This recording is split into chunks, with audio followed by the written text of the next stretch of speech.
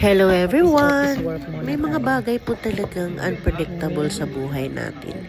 Kagaya sa araw na ito, umalis ako sa bahay na maayos naman ako, ang ganda ng feeling ko, ang ayos ng pakiramdam at ang ganda ng aura ko.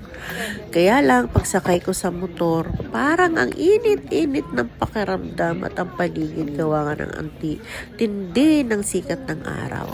Tapos, pagpasok sa office, ang lamig-lamig naman. Kaya yun, parang umiba ang aking feeling.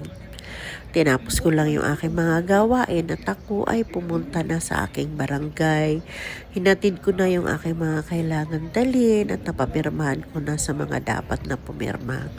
Doon pala sa barangay, naramdaman ko na parang nilalamig na ako. Pansin niyo po ba yung aking voice over ay parang ngungu ako? Huwag niyo na lang, didmahin niyo na lang po. Huwag niyo nang pansinin. Pagkatapos ay sabi ko, uwi na nga ako dahil ang sama na nga ng pakiramdam ko na parang nilalamig ako. Bumili pa ako ng pagkain at umuwi na ako.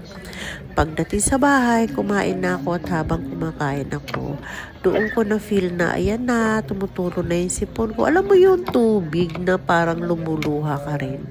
Kaya iba nga ang boses ko ngayon eh. Minom na ako ng gamot nga, ng vitamins na ako.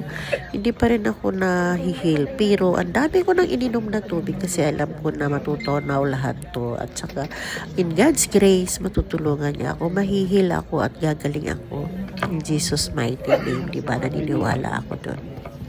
Gayon pa man, kailangan natin kasi ipagpatuloy ang buhay. Kagaya bukas may gagawin na naman, pasok tayo.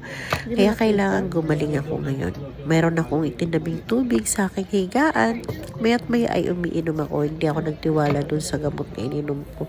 Naniniwala ako na ang magpapagaling sa akin ay si Lord, diba? Kaya ininuman ko rin ng tubig dahil naisip ko na pag uminom ako ng tubig ay may lulusaw ko siya. Sipon lang naman to eh. Hindi ako papatalo dito. Mas malakas ako kaysa sa sipon. Kaya mananalo ako. Mawawala din to maya-maya lang. Dahil nakapag-vitamins na ako.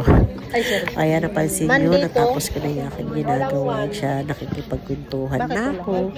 Masaya dahil minsan lang kayo magkita kanya-kanya kasi kami ng duty, kanya-kanya kami ng schedule. So pagka Lunes, ipon-ipon kami dyan. Tapos hiwa-hiwalay na, kanya-kanyang barangay. Kaya ganun ang aming trabaho. Masaya naman, tumanda na akong ganyan. March 31 yun. Okay lang.